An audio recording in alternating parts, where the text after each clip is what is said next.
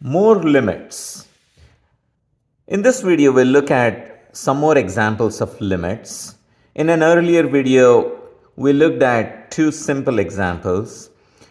And here I begin with maybe this example. Evaluate limit x approaches root 3 of this fraction, x square minus 3 over x minus root 3. Now, if I try to plug square root 3 for x, then I'm going to get 0 over 0. So,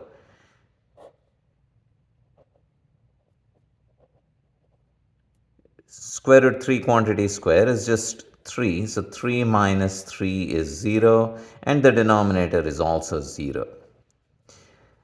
So, this tells me I got to do something. And usually, if you have square root in the denominator, then you want to get rid of it. A lot of students know that as rationalizing the denominator. And if you have a binomial, then you want to multiply by its conjugate. By conjugate, we mean it would be x plus root 3. Now, when we multiply and divide by x plus root 3, then we are not changing anything. So, this is written in this form.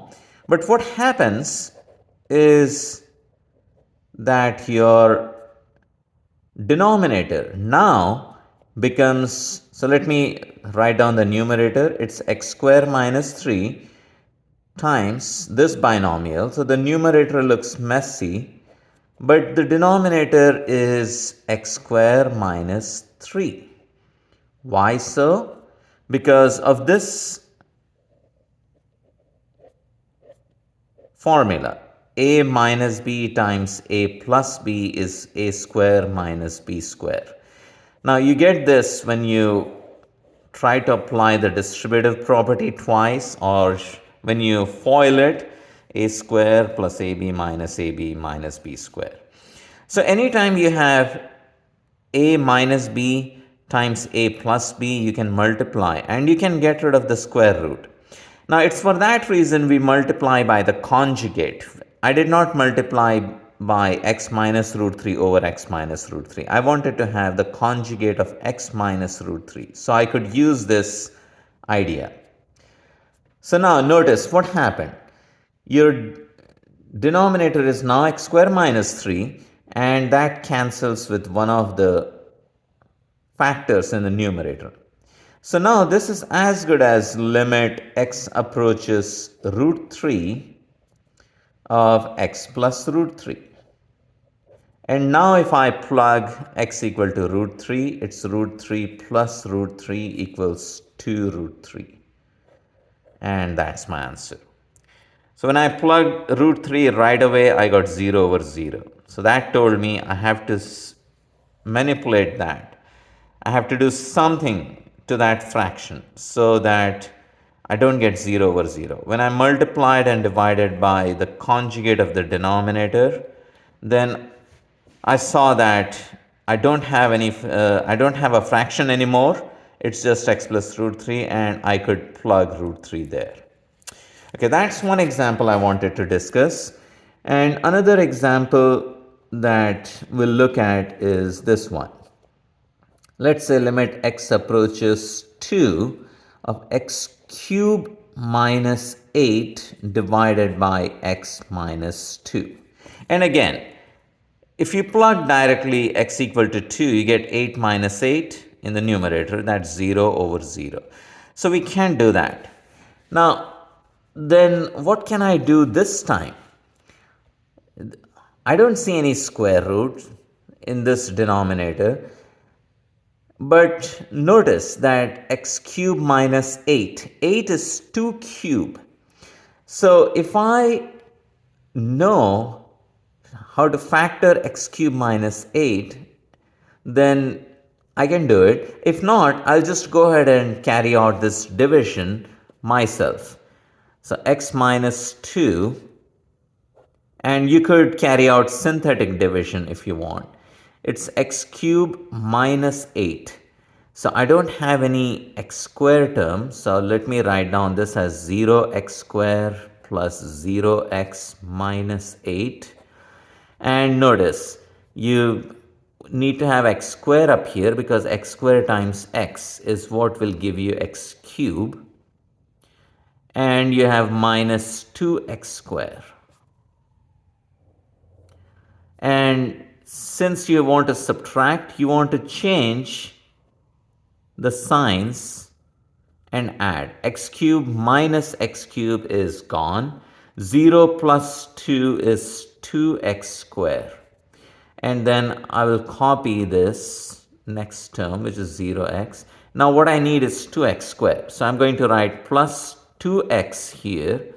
2x times x is 2x squared. 2x times negative 2 is negative 4x. And let's subtract again, which means change the sign and add. 2x squared minus 2x squared is 0. 0 plus 4x is 4x. And then I will copy this term. It's minus 8. Now to get 4x, I need a plus 4 here. And that will give me 4x minus 8. And notice, they are the same. So when I subtract, they should cancel. And look, 4x minus 4x is 0. Negative 8 plus 8 is also 0. So I can rewrite my problem as I have divided, and it turned out to be simply x squared plus 2x plus 4. So when you divide it, you get that. And now you can plug in. So 2 squared plus 2 times 2 plus 4 is 4 plus 4 plus 4, 12. Now it took me a while because I tried to divide. Now, just like a square minus b square could be factored into a minus b and a plus b, a cube minus b cube can also be factored. And this time the factors are going to be a minus b times a square plus ab plus b square.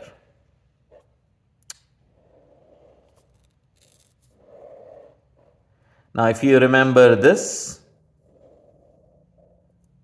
factorization, you could apply it right there. So let's try to do one more using that formula. So say example 3.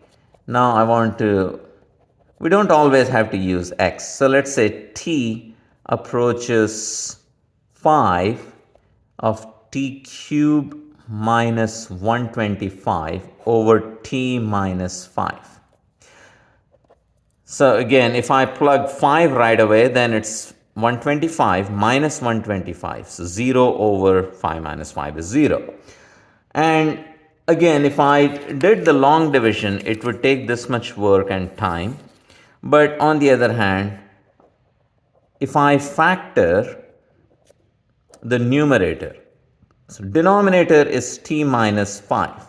But the numerator has this nice form, a cube minus b cube. So notice, the factors are a minus b, so a minus b. And then there's a trinomial factor, which is a square plus ab plus b square. It's all pluses here. So let me go ahead and factor this. So this is t minus 5. And then it's t square plus their product, t times 5 or 5t plus 5 square. So notice, again, t minus 5 cancel each other out. And then I can plug 5. So 5 square plus 5 times 5 plus another 5 square. So this is 25 plus 25 plus 25 equal to 75. And that's the answer. And these are the 3 examples I have for this video. In the next one, we will define what a limit actually is mathematically. So that will be a little bit rigorous. I just wanted to have a few examples to be able to compute what a limit is before we get into the actual mathematics of limits. And I'll see you in that video. Thank you very much.